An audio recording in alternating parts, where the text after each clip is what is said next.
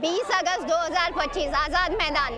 हम गाजा में फिलिस्तीन की मदद के लिए आए हैं। इसलिए हमारा काम है, हम आज भी हक की बात करें, कल भी करते थे और कल भी करते रहें। कि आप किसी हक की बात करेंगे तो आप पैट्रियोटिक नहीं है। शर्म आना चाहिए आप लोगों को। चुल्लू पर पानी में डूब मरना चाहिए। धर्म तो बाद में आता है, मगर इंसानियत के लिए हर एक इंसान को खड़े होना चाहिए, वो किसी भी देश में हो या किसी भी धर्म का मानने वाला हो। वो फिलिस्तीन जहाँ पे हर लम्हा एक बच्चा कत्ल हो रहा है। 53 अरब ममालिक है, उसके बाद भी आपका काम क्या है? आप ये तो कह देते हो ज्वाइंट कॉन्फ्रेंस करके कि अल-कस्साम को हमको कंडेम करना चाहिए, हमास को कंडेम करना चाहिए, लेकिन आप इतना नहीं कह पा रहे हो कि इजराइल जो टेररिस्ट स्टेट है उसको कंडेम करना चाहिए। शाने से शाना जोड़ेंगे, तन्हा ना तुमको छोड़ेंगे, हम देंगे तुम्हारा साथ सदा, करता है तुमसे बेवफा। लब्बैक या रसूल, लब्बैक या रसूल, मेरे जान को अजीमत की चट्टान को 1 2 3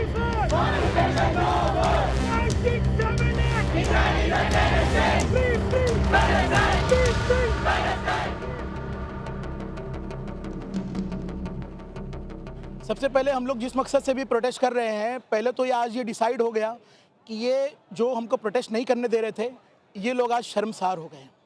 इन लोगों को अपने ऊपर आज घर में बैठ के अफसोस कर रहे होंगे कि इतना बड़ा सैलाब, इतने बड़े लोग, इतने सारे लोग, इतनी मतलब खेप के खेप लोग आके यहाँ पर जो है फ़लस्तीन के हक़ में प्रोटेस्ट कर रहे हैं, इजराइल के ख़िलाफ़ में प्रोटेस्ट कर रहे हैं। सिस्टम के लोगों से, जुडिशल सिस्टम के लोगों से, उन लोगों से हैं, ख़ास तौर पे जिस बेंच ने ये कहा था कि आप फ़लस्तीन के अगर साइड में प्रोटेस्ट करना चाहते हैं, फ़लस्तीन के हक़ में अगर प्रोटेस्ट करना चाहते हैं, तो आप जो है पैट्रियोटिज़म की निशानी नहीं दे रहे हैं। ऐसे पैट्रियोटिज़म जब आप चेक करेंगे, पैट्रियोटिज़म चेक करने का मयार आपका ये है, ये लेवल है आपका पैट्रियोटिज़म चेक करने का, कि आप किसी हक़ की बात करेंगे तो आप पैट्रियोटिक नहीं है। शर्म आना चाहिए आप लोगों को। चुल्लू पर पानी में डूब मरना चाहिए। इंडियन हिस्ट्री में कभी भी ऐसा नहीं रहा है कि आज़ादी के पहले या आज़ादी के बाद हमेशा इंडिया जो है वो फ़लस्तीन की हिमायत में रहा है, फ़लस्तीन के सपोर्ट में रहा है।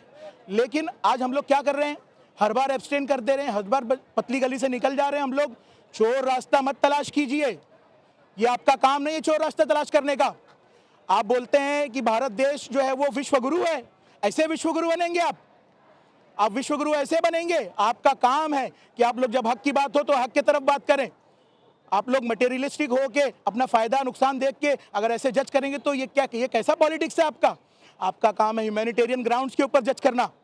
आपका काम नहीं है कि आप उनको इस तरीके से छोड़ दें बेयारो मददगार। इसलिए हमारा काम है, हम आज भी हक की बात करें, कल भी करते थे और कल भी करते रहें। अमेरिका का रोल जो है, आप ये देखिए कि डोनाल्ड ट्रंप ये कहता है कि 6 महीने में मैंने 8 जंगें रुकवा दी, उसमें से 2-4 तो आपकी सूडो जंग बनाई हुई थी, आपने क्रिएट की थी वो जंग, और ज़बरदस्ती रुकवा के आप नोबेल पीस लॉरिएट बनना चाहते हैं। आपको शर्म आना चाहिए इस बात के ऊपर। आपका काम यह है कि आप जो है एक्चुअल में जिस जंग को आप फैसिलिटेट कर रहे हैं, जिस जंग के लिए आप गुड्स प्रोवाइड कर रहे हैं, हथियार प्रोवाइड कर रहे हैं, असलाह प्रोवाइड कर रहे हैं, उस जंग को रोकना आपका काम है। और आप अमेरिका तो है ही हिपोक्रेट। 53 मुस्लिम कंट्रीज है, 53 अरब ममालिक है, उसके बाद भी आपका काम क्या है? आप ये तो कह देते हो ज्वाइंट कॉन्फ्रेंस करके कि अल-कस्साम को हमको कंडेम करना चाहिए, हमास को कंडेम करना चाहिए, लेकिन आप इतना नहीं कह पा रहे हो कि इजराइल जो टेररिस्ट स्टेट है उसको कंडेम करना चाहिए। इतनी आपको अकल नहीं आ रही है, इतनी आपके होश के नाखून नहीं लिए हो आप लोगों ने। ये आप लोग आपस में बस फसाद किए हुए हो, इसके लिए आप लोग ये फैसला लेकर बैठे हो, इसके लिए आप लोग ये ख्वाहिश करके बैठे हो कि हम आपस में तो लड़ ही रहे हैं, तो इस वजह से हम किसी का सपोर्ट नहीं करेंगे, और बल्कि अपने टॉम डिक एंड हैरी और अंकल जो के सपोर्ट में हम लोग ये सब करेंगे। 20 अगस्त 2025 आज़ाद मैदान। हम गाजा में फ़िलिस्तीन की मदद के लिए आए हैं। वो फ़िलिस्तीन जहाँ पे हर लम्हा एक बच्चा कत्ल हो रहा है, जहाँ पे हर एक इंसान शहीद हो रहा है। तो आज पूरी अपनी सारी ज़रूरतों को बालाए ताक रख के वो जंग जो 72 सालों से जारी है और जो 2 साल से इतनी सीवियर हो गई है कि जिसमें हर आए दिन में कम से कम 50 से 100 लोग शहीद होते हैं, तो उसमें हम अपने लोगों को ये बता रहे हैं कि फ़िलिस्तीन ज़िंदा रहेगा, कुछ भी होगा फ़िलिस्तीन के साथ पूरा इस्लाम ज़िंदा रहेगा। और हर मुल्क में ये आज़ाद मैदान में आज जो भी लोग आए हैं वो याद रखें कि 20 अगस्त 2025 तारीख का एक ऐसा हिस्सा बनेगी जिसमें फ़िलिस्तीन से फिलिस्तीन से मदद करने वाले तमाम लोगों का हिस्सा रह गए और वो सब ये बताएंगे कि हमें क्या करना है। और हमने हमेशा जंग आज़ादी के लिए जो फिलिस्तीन के लोग थे उनकी आज़ादी के लिए हमने एक अनथक मेहनत की थी और जितने भी लोग आए हैं वो इस जंग का हिस्सा बने गए। ये पुलिस वाले, पॉलिटिकल पार्टीज, बॉम्बे की जितनी भी पॉलिटिकल पार्टीज हैं, मुस्लिम नॉन मुस्लिम सारे के सारे आए हैं फिलिस्तीन को सपोर्ट करने के लिए। वो सारे लोग जो शहीद हो रहे हैं और आगे आने वाले में शहीद हो रहे हैं, हम उनके लिए अपनी सॉलिडारिटी एक्सप्रेस करने के लिए यहाँ पे आए हैं। ये जंग थमेगी नहीं, नेतान्याहू रहे या इस्राइल रहे नहीं, लेकिन फिलिस्तीन आज़ाद रो के रहेगा। हमको प्रोटेस्ट करने के लिए इसलिए परमिशन मिल रही थी कि ये इतने लाखों की तादाद में लोग आने वाले हैं, तो लोग हमको मुनज़्ज़म नहीं होने देते थे, तो क्योंकि वो जानते हैं कि अगर एक बार हम सब एक साथ हो गए तो हमारी इत्तेहाद को तोड़ना पॉसिबल नहीं होगा। इसलिए हम आज़ाद बहुत ही मुश्किलों से परमिशन हो रही है। 21 अगस्त पूरे वर्ल्ड में सेलिब्रेट कर रहे हैं, तो कोई भी ऐसी चीज़ नहीं होगी, कोई भी ऐसा कदम नहीं, कोई भी अपना काम पे नहीं जाएगा और फिलिस्तीन के लिए करेगा। लेकिन हम क्योंकि 21 अगस्त को हमको परमिशन नहीं मिली, तो इसलिए हमने 20 अगस्त का दिन चुना है ताकि सारे के सारे लोग आए और फिलिस्तीन के लिए पूरी ताकत एक साथ लगा दें कि फिलिस्तीन को जल्द से जल्द आज़ादी मिले। देखिए, हर बंदा जो है आज़ाद होता है, हर बंदा जो होता है वो किसी भी जंग में अपनी इंटरेस्ट के लिए हिस्सा लेता है। अब तक हुक्मरान खामोश थे, उनको ये लगता था कि इसराइल को हम सपोर्ट करेंगे तो इसराइल आगे वाले दिनों में हमारी मदद करेगा। लेकिन नेतान्याहू का कल जो बयान आया उसमें उसने पूरी तरीके से साफ कर दिया, ग्रेटर इसराइल मतलब सिर्फ और सिर्फ फिलिस्तीन नहीं बल्कि उसमें आगे चल के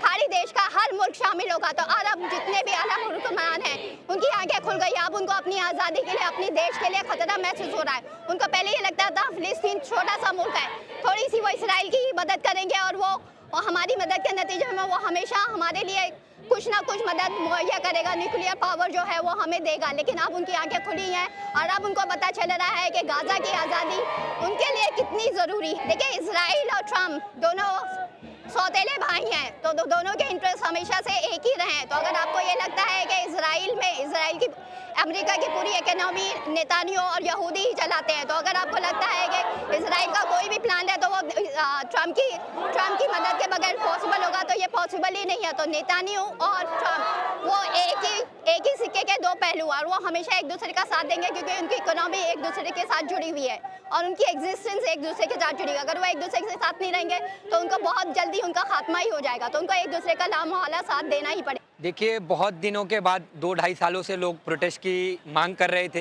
किस तरीके से फ़लस्तीन के अंदर जेनोसाइड हो रहा है, लोगों की हत्याएं की जा रही हैं।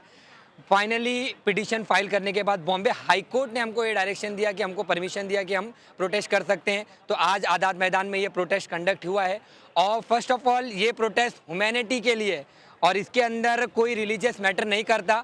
हर एक हिंदुस्तानी, चाहे वो मुस्लिम हो या नॉन मुस्लिम हो या किसी भी कम्युनिटी से हो, वो ह्यूमैनिटी के लिए, इंसानियत के लिए हमेशा खड़ा है और खड़ा रहेगा। इसको धर्म से इस चीज़ को जोड़ा जाना बहुत गलत बात है। पर आज किस तरीके से आपको पता है कि फ़लस्तीन एक उनका खुद का देश जो किस तरीके से कब्ज़ा करके, तो उनके हक के लिए पूरे वर्ल्ड में लोगों ने प्रोटेस्ट किया और उनके हक के लिए उनके लिए आवाज़ उठाई। जैसे कि हमारे पूर्व प्रधानमंत्री अटल बिहारी वाजपेयी जी ने खुद कहा कि फ़लस्तीन फ्री होना चाहिए क्योंकि वो फ़लस्तीनों की जगह है। जिस तरीके से हिंदुस्तान के अंदर हमारे को अंग्रेज़ों से आज़ादी हमने ली थी, आज उस तरीके से फ़लस्तीन के लोग 72 साल से लड़ते आ रहे हैं खुद के देश के लिए और उनके ऊपर अत्याचार हो रहा है और उनके साथ जेनोसाइड की जा रही है।